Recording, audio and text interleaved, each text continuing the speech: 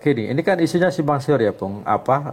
Satu soal pemakzulan itu misalnya. Dulu kan sebenarnya kan sempat dulu disuarakan kalau salah Mas Hinton ya.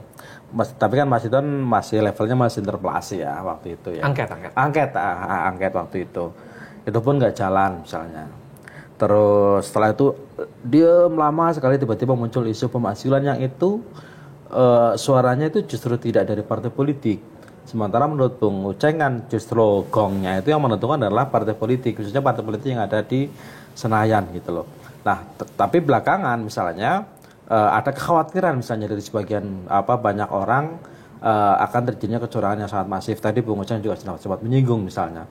Mungkin nggak misalnya jika kecurangan-kecurangan itu khususnya sebelum pemilu ya, atau bakal mungkin setelah pemilu misalnya dalam proses penyelenggaraan pemilu itu terjadi kecurangan-kecurangan yang masif misalnya, partai-partai ini bersekutu misalnya untuk khususnya yang dirugikan ya dengan kecurangan itu untuk mendorong pemberhentian itu.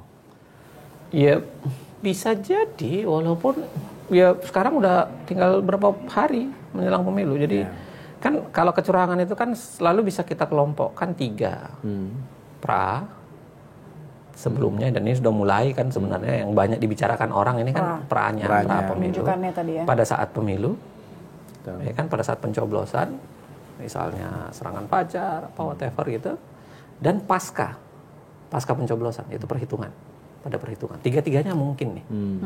Nah kan kalau ditemukan di masa sebelumnya, saya kira kalau isunya mau impeachment sedikit agak telat. Oke. Tinggal berapa hari kan? Nggak keburu gitu maksudnya ya? Keburu tinggal berapa hari. Saya bilang tadi, sidang MK-nya aja bisa sampai 3 bulan. Tapi kan katanya nggak ada hubungannya dengan pemilu. Maksud saya, ngejar Oktober. kalau mau ngejar, kan misalnya diasumsikan kenapa kita harus melakukan impeachment karena presiden terlalu banyak cawe-cawe. Konteksnya itu. Sudah nggak nyampe untuk mencegah di 14 Februari. Kan kita bicara pra nih. Kalau pra itu kan berakhirnya di 14 Februari. 14 Februari tinggal beberapa hari lagi dari sekarang. Jadi kalau tujuannya adalah untuk mencegah, udah nggak ada efeknya. Bahwa mau dipakai silahkan lanjutkan kemudian, saya nggak ada masalah, lanjutin aja.